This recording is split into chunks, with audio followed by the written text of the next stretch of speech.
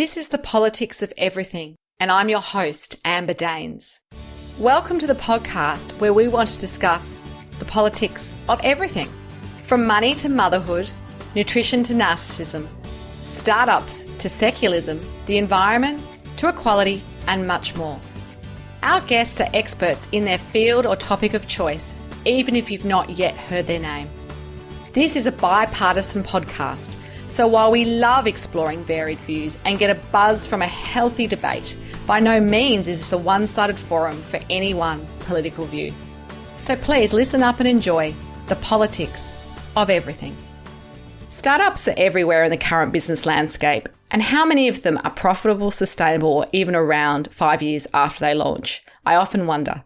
Some of the more conservative statistics say that over 50% will fail. My guest today is Sue Ellen Watts, or Sel as she's known by many, a successful business leader, entrepreneur, and a real champion of startups. Her first business, wattsnext, is a truly innovative HR business that's been right through that decade-long startup phase, has now grown up, but has experienced all those pain points of startup land, from cash flow to resourcing and expansion. Her latest venture, Scrappi, was founded in Silicon Valley in September 2016, while she was on an innovation gathering with 12 other entrepreneurs, CEOs, and executives from an array of Australian businesses. She's an avid traveller and has a very good global perspective on the world of startups, with an educated view on why some succeed and many don't. Sel is more than qualified to get real today about the politics of startups. Welcome. Thank you, Amber. It is great to be here. Excellent. So let's go back into many years ago. As a young girl growing up in Australia, did you always dream of starting your own business, and why?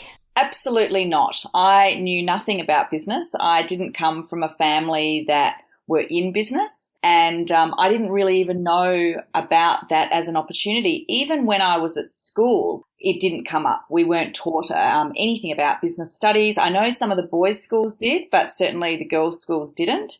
And entrepreneurialism, or even the word entrepreneur, was not something that you would ever hear unless you're referring to someone like Christopher Skase. So it was actually a dirty word. So I'm not one of those ones that was selling lemonade in my street when I was 10. That wasn't me. I didn't actually realise that I was an entrepreneur and was interested in business until well after I'd left school.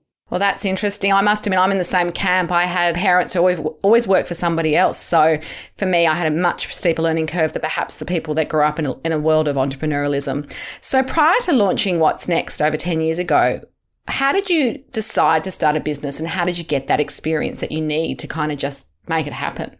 Yeah, look, I always knew that I wanted to do something different, but it took me a while to really work that out. In fact, I didn't start wattsnext until I was 30, and I'd just had my first baby. I've got 3 children, 3 boys, and so it wasn't till quite later. And I often wonder, I used to think, well, was that a disadvantage or an advantage? But I think, things happen at the right time for you. And I actually like the fact that I started my business whilst I had children, because I didn't really know what it was like beforehand when I would have had much more time. But back to your question, I had been working in HR. I'd also started doing a lot of personal development. So I had a life coach, and back then, which was about 14 years ago when I first started, life coaching was some hippie term that no one really understood.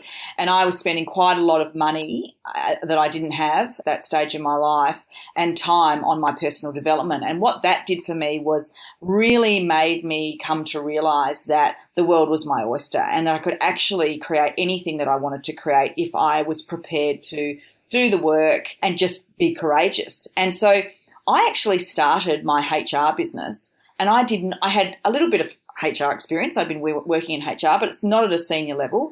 I didn't have a degree, so I dropped out of uni 3 times. I had no business experience, no money. I had a newborn baby. I was in a new town, so I had no contacts. So I actually didn't have any of the foundations that you would suggest. You made it as hard as possible for yourself by the sounds of it. I absolutely did. And do you know what? One of the key attributes I did have back then was naivety. I had this big dream of what I wanted to achieve. I was really clear on the business vision, and I was just like, I'm just going to make this happen. And I didn't even stop to think about all the things that I didn't have. And I think that was actually a real bonus for me. I think that was one of the best things that I could have had at that time. That's totally interesting. So looking back, what advice would you give your sort of, 30-something self now that you've been through that startup journey and started another Scrappi, which we'll get to in a moment? What sort of tips would you give yourself if you could look back and go, hey, this is what you need to know? Yes, it's quite interesting because back then we didn't have things like co-working spaces. We didn't have meetups.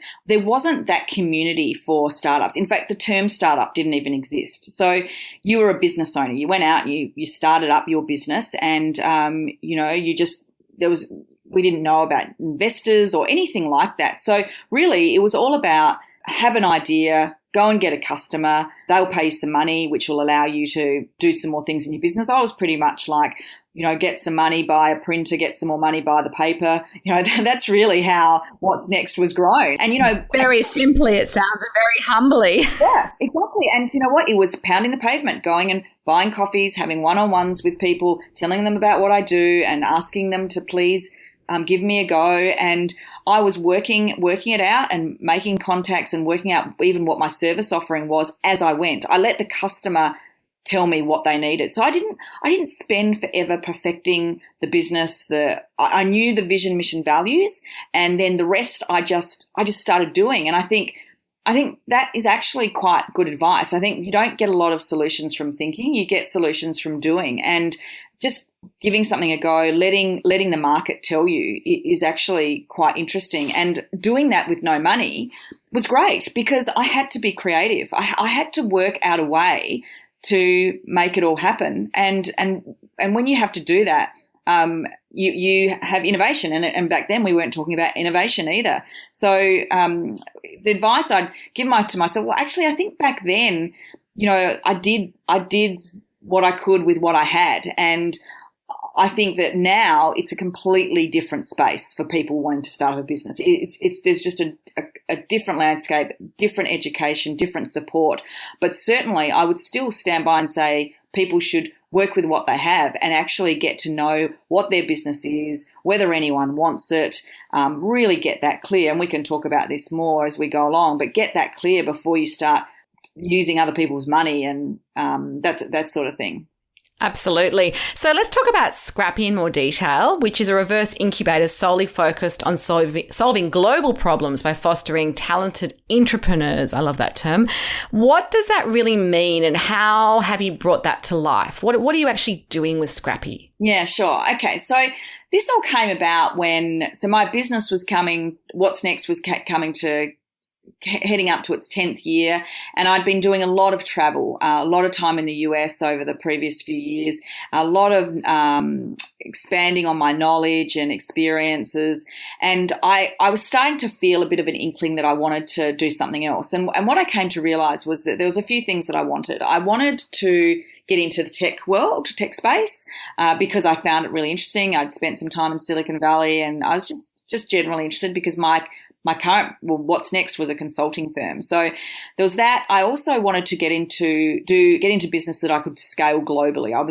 I'm really interested in our global opportunities these days. We really are a 24/7 world where we can connect with anyone all over the world, and that really interests me. And I also wanted business partners. So I've never had a business partner in What's Next, and I was really interested in business partners. So that was sort of like my criteria, and I started talking to a couple of people and said, you know what I want to do is I want to try a lot of different businesses. I want to get a few things happening, get them started and just see where we can take them.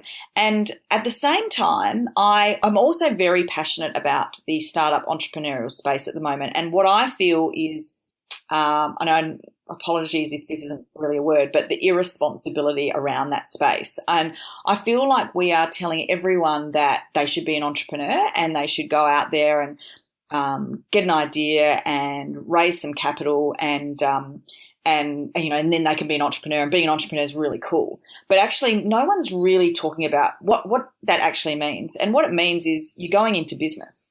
And if you're going into business, then you need to come up with a service or product that people want to actually spend money on. So this is not what people think is great. Your friends and family think are awesome. Even investors might think it's cool. It's whether people will actually put their hand in their pocket and pay for what you're offering. And then once you've actually managed to get to that, which is not that easy, by the way, then you've got to be able to run a business. So, absolutely. What we're teaching people is that all you actually need to do to be an entrepreneur is learn how to pitch and raise capital, and that's not running a business. What you need to do is learn how to build revenue. So get customers to give you money, not investors. And then once you do that, you need to then run your business, which is things like cash flow and HR and marketing and procedures and processes and boring and boring and boring and not sexy at all. But that is actually what running a business is. So I felt like we've got a lot of people out there who want to be entrepreneurs because they think it's cool, when really they're not. They don't actually have the risk appetite or the necessarily the attributes to be that. But that doesn't mean that they can't be part of the startup and entrepreneurial journey. So when we refer to intrapreneurs, what we wanted to do was build businesses and bring people in that could be part of that journey, be part of the startup world, be part of that entrepreneurial world, but not necessarily have to put their own house on the line, but still play a part, whether that be through sweat equity or some other opportunities. So rather than telling everyone to go out and start their own thing and go and try and get money, why not bring some of those amazing people in that have great skills in tech or whatever it may be and come in and join us and be part of that? And we are 3 experienced business owners with over 30 years of, or more than that actually, 40 years of business experience. So it's a different experience. So that's where the reverse incubator, so at the moment we've got a whole lot of incubators out there which are basically startups that are bringing up their ideas and getting some sort of support, but ultimately being taught to raise money. Whereas we're reverse, the ideas are ours and they're our businesses, and intrapreneurs, meaning that we want to bring people in to be part of that don't necessarily have to take the same risks that we're prepared to take. It's totally fascinating and it makes sense. I mean, it's just such a logical thing to be doing. So I think that practicality is what you bring to the table, which I think what you're saying is sometimes if you're young and you just haven't had the experience in entrepreneur land, it's you get the money and then what do you do with it? So I think that there's some really good lessons in there. I know that travel has been critical to your own startup journey and ongoing self-development, which you've touched on as well. Mm. And I know New York is very close to your heart, and I always think of it as your second home in many ways from all the amazing images that we see on social media and your blogs about it and so forth. So how has investing time there and then, say, Silicon Valley, where we know lots of tech startups, have their humble beginnings and go on to great things, I mean, how important has that been in your overall experience of running a startup as well as, other businesses as well? Yes, well, I think that firstly, I've been running an established business for 10 years. So where a young person starting out may not have the opportunity to go and travel like I have, but so I'm really grateful for that. But it's played a massive part because I feel Australia is very insulated. I think we are behind, and we're not moving as fast from my observations. And being able to spend time, particularly in the US, but just generally abroad, and speaking with people that are running global businesses or traveling a lot, just expands your mind on what is possible. And for me, New York is the place I go to be inspired. As you said, it's the second home to me. That I go there to think and create, and it's certainly the place that I find as a haven for me to really get my creative juices flowing, and it's been critical. It's been critical for me, and it's certainly been able to allowed me to see the world from a different perspective and see the opportunities that are available, and also when I come back, the insights that I can give clients or our community or my just followers, I think. It's great to be able to share that. I think that the startup world is just such an interesting one. I mean, it's so out of control in relation to being a buzz, and I'm really concerned about what's going to happen over the next 5 years and how much money people are losing, and how many startups are on the in the graveyard, if you like. And I'm concerned about that because there's not enough talk about how do we build sustainable businesses that are still going to be around in 5 and 10 years' time. And I get why, because it's not exciting and it's not sexy. I get why that conversation isn't happening. But a lot of people are going to and are losing a lot of money. And I think we need to sort of realize that business is not all shiny. It looks really shiny on social media, but it's not. It's around the clock, hard yards, hard work. Everything's on the line. There's usually more down times than up times, and it's really stressful. And you've got to commit your whole life. I mean, people that have conversations with me about work-life balance, I mean, don't even talk to me about that. It's not even, I can't even have that conversation. If you really want to, my view is, if you really want to be an entrepreneur, or you really want to get up into business and do startup, and your goal is to run a successful, sustainable business that you can do whatever you want with, whether you sell it or it's a cash cow for you or whatever you choose.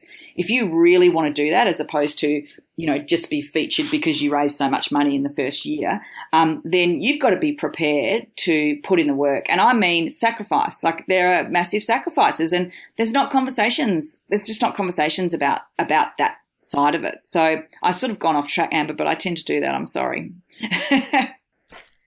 No, I was totally fascinating. I've let that run, and we'll come back to that idea of what makes things work. I am also going to touch on your latest project with one of your sons, which is called The Secret Sauce, and you do have 3 boys. Yes.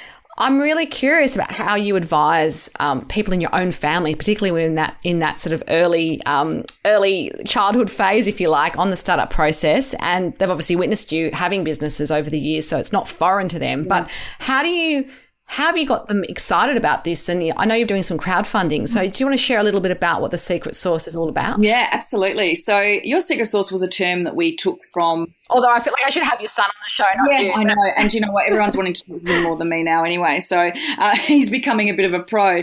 Digger, he's 10. And it's quite interesting. So when I was in Silicon Valley last year and I came up, so there was a couple of terms that kept coming up. Scrappi. So they all referred to themselves as being Scrappi. So straight away I went, I'm going to register this. I'm going to start a business called Scrappi. And then the other term, well, they used a couple of terms. They talked a lot about having a North Star or a really clear vision. And so my dog is called North Star. And then your secret sauce. So they called it, your secret sauce is your special ingredient that makes your business special. And so one day my 10-year-old son, and he was 9 at the time, said to me, I really love writing. And I said, really? I said, I knew you love reading, but I didn't realize you love writing. He said, I love it. And I think kids should read and write more. And we should read each other's stories. And anyway, we just started talking. And from that, Your Secret Sauce was born, which is basically a tech platform that lets kids from all over the world come together and write shared stories, and one paragraph at a time. And we publish those books and allow them to connect with kids from other countries and take each other on a choose your own adventure. And so I said to my son, well, we can do this. And I went back to my business partners in Scrappi and said, what do you think about this? This is Digger's idea. And they were like, I love it. And we were like, okay. And I said to Digger, you know what? We've got to, this is an entrepreneurial opportunity for you. And so what that means is, how do we get that off the ground? It's not just about mum funding it. It's not about mum going, okay, well, we'll do this. I said, you've got to get your community involved to help you. And so what about we crowdfund? And I'd never crowdfunded before, and I actually knew very little about it. And I met with a guy in Australia who had a very successful crowdfund campaign, and it blew my mind what he said to me. And anyway, we went, okay, let's do it. And so we decided to do it, and I tell you, it has been an incredibly interesting experience, and I'm learning a lot. And one of the things I'm loving is that, I'm back in startup, right in the trenches, really learning like I was 10 years ago, which is a really cool place to be in. But from the perspective of Digger, being able to teach him what it takes, managing the money that we're trying to get in, asking for money. I said to him, did you ask the neighbour? And he said, I feel uncomfortable. I was like, you got to get your hustle on. We've got to be asking. If we don't ask, we won't get. And then, next minute we had I love it. Get your hustle on.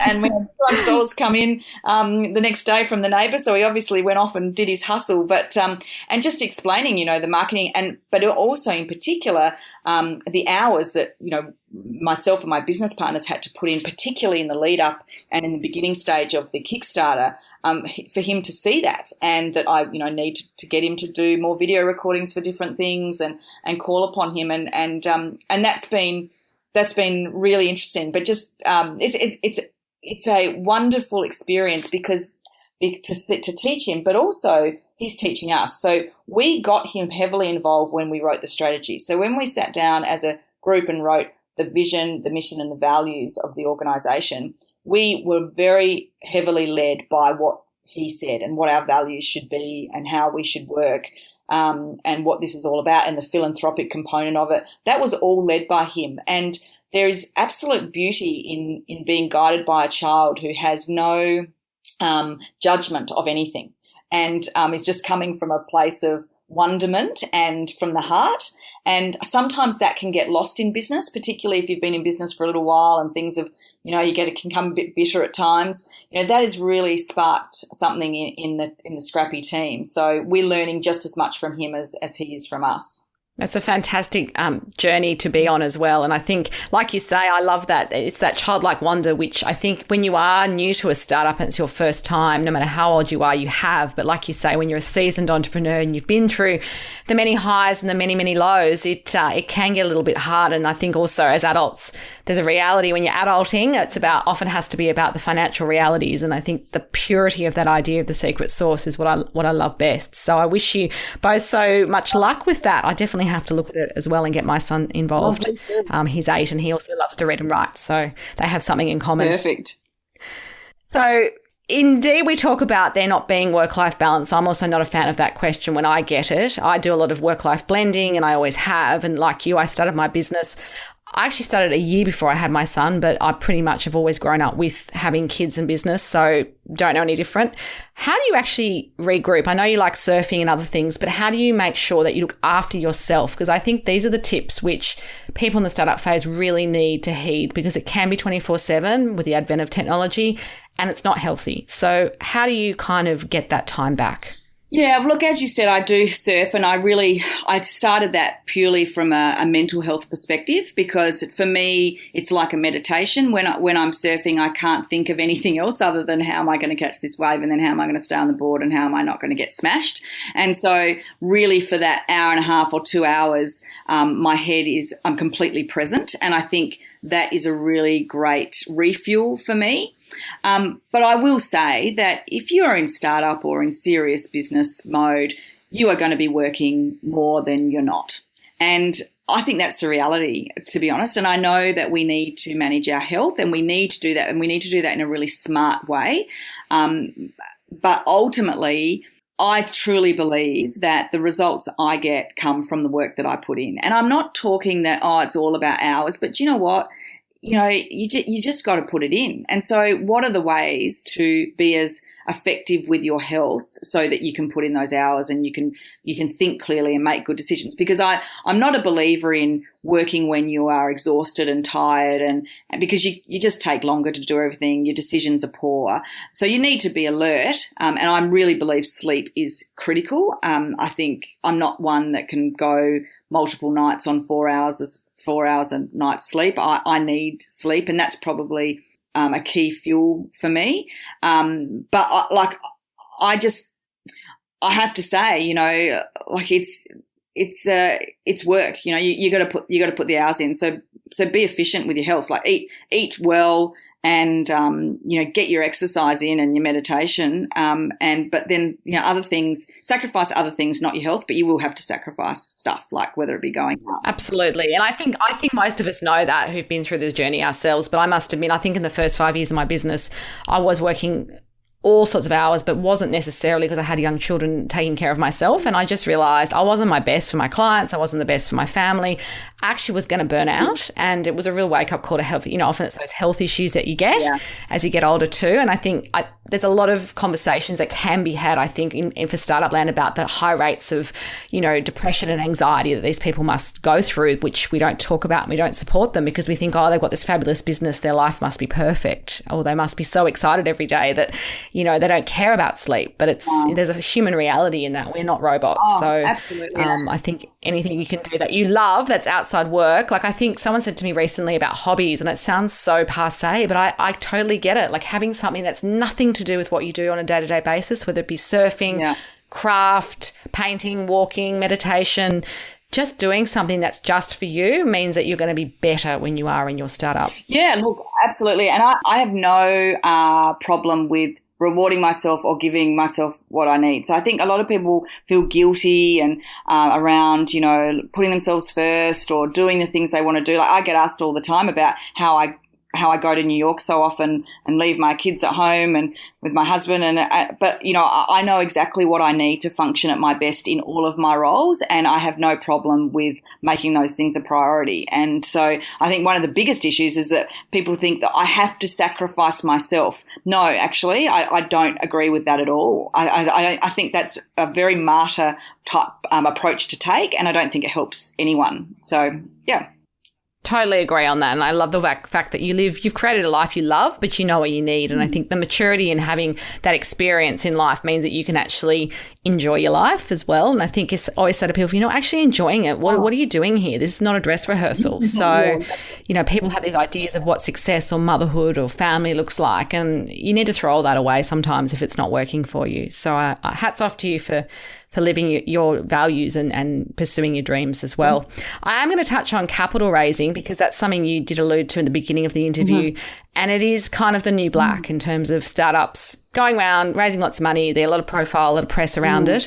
It's such a focal point of the startup journey, and putting ideas into action is more than raising money, although it's a real skill to be able to put together a fantastic slide deck and pitch and get money in a very competitive environment. So do you believe there's too much emphasis on raising money and we need to focus also on how to run that business once you get the money? Yeah. What's your view on this? I think there is way too much emphasis. So I understand that there are certain types of businesses out there that need to raise capital. However, the biggest concern and I've got friends who, they really couldn't have done it without some investment. But there are a lot of business out there that are in their very early stages, in their first 2 years, where the founders are spending a lot of time going around talking to investors and they don't even know their own business.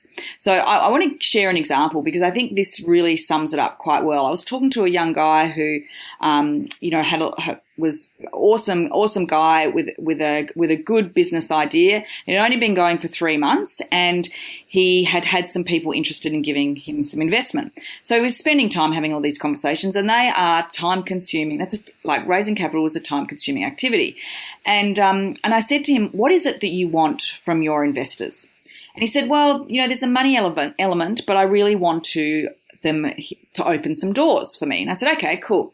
And so then we continued on in the conversation around who his target market was. And what became very apparent was that he still hadn't quite worked out who his target market was, which is fine. I mean, that's what happened. Really? That's interesting though. Like he'd be able to articulate that early on. I mean, to me, that's quite basic. Yeah, stuff. But he was sort of like, there was a corporate element, and then there was a small business element, and there was a few different options that his product could meet. And so we were talking about the challenges of both of those different markets.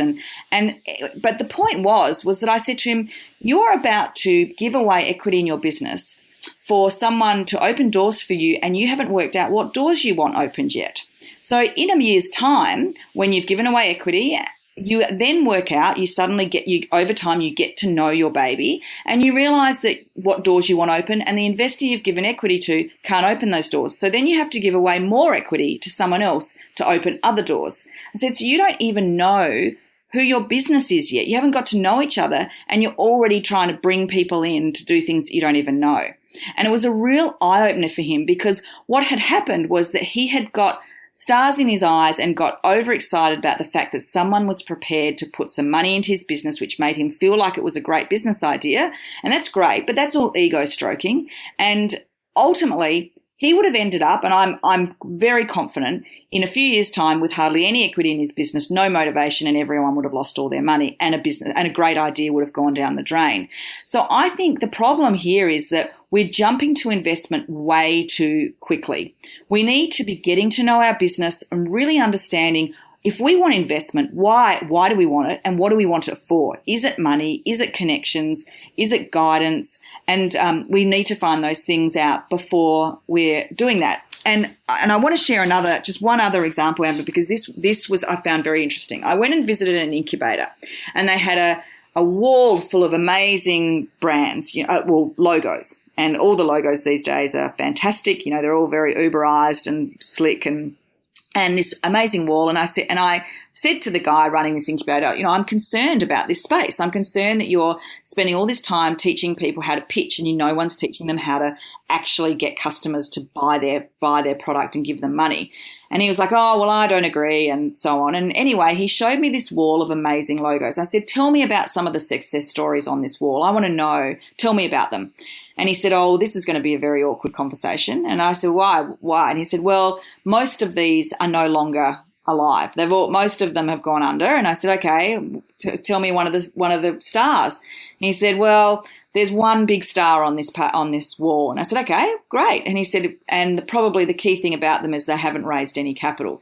And I said, oh, okay, this is an interesting conversation. So what happened? And he said, well, they, built their product for as basic as they could, and they went out and they got a small client, which gave them some revenue to then build on that product, so they could then get a next client, which then gave them more revenue to then build the real product that they really wanted. And then they went out and they sold it to the big customer they always wanted, and they won that customer. And so they've grown and been going for 4 years, successful, completely funded by revenue. And I was like, there we go.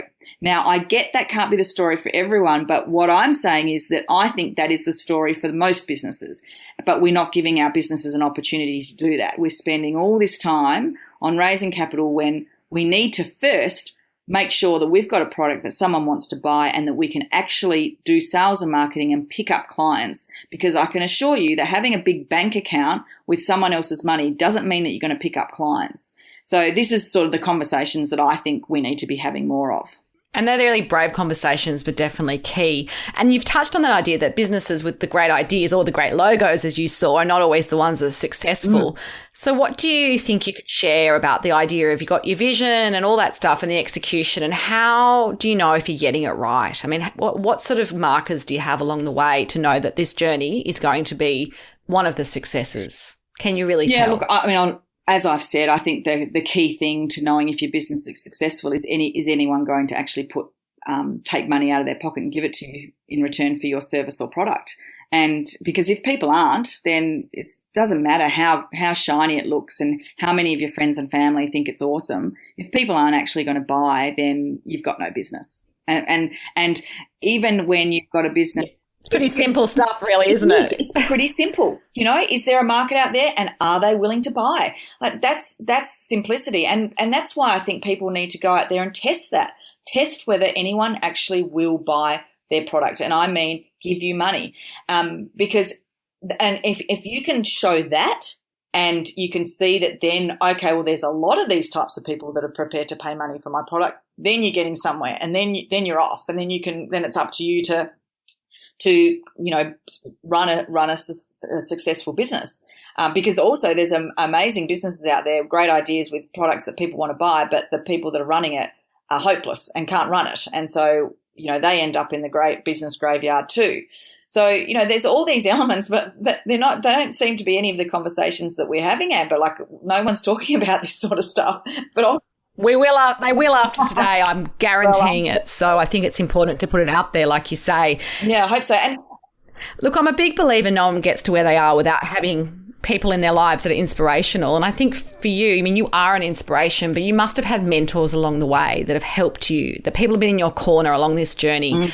Can you think about who they are? And they don't have to be well-known names, but what have they taught you about success and life? Yeah, well, is there one or two people that come to mind? Yeah, definitely. So I'm a big believer in having mentors and coaches and advisors around you. And I've always had mentors in varieties of different areas of my life. And mentors that people that generally you don't pay. And then I've also invested money in coaches. And I have one coach who's been with me for 14 years. In fact, just before I connected with you today, I had my monthly hour-and-a-half session with him talking about the next challenges that I've got ahead of me, or exciting opportunities. And he has been someone that's gone with me through the entire journey of my whole pre-business life right up to today. And so that's been a really interesting experience, because that's been a up and down journey.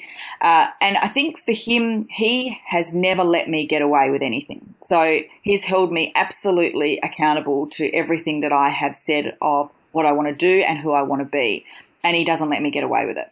And I think that discipline that he's taught me around a commitment to myself and my goals has been critical. And he's just been that consistent person in my life. I've then called upon numerous amounts of people in different specific areas, and I'm always asking people, like buying people coffee so that I can pick their brain on a particular thing that's going on in my business. So I think if you're someone who sort of sits in your office or doesn't want to ask for help, I don't know how far you'll go. I think there is so much knowledge out there, and I've never had anyone, no matter how successful and busy they are, say no to a coffee catch up or to mentor me when I've asked them. And I've asked some pretty high level people, people that I thought I was too scared to even talk to, that have said yes and that have guided me in different areas that I call upon at any time for different aspects of my life or business that I need help in. So that's from a personal point of view. As you know, and anyone that follows me, I'm a massive fan of Gary Vaynerchuk, and just went over to the US, to New York, to spend time with him one-on-one. And I follow him heavily because he is real and he's telling it exactly how it is, and I find that really, really refreshing. So, I read a lot of books and I go to a lot of courses, conferences and things like that. And personal development is probably my number one priority, and I think has been the reason that I've been able to grow as I have over the years. So, something that I would recommend. But the other thing I will say is I now have two business partners, which is really interesting. They're both guys who are younger than me but are extremely successful in their own right, and we're all very different. And we're all learning an enormous amount from each other. And that I'm finding an incredible experience. But one of the things I wanted to add in something we were talking about before was that now that we've come together to have Scrappi, we have all got businesses and we've got capital behind us, but we are running Scrappi completely lean. We may look at investment for some of our startups, but we're certainly not doing it in the near future, and we are so lean.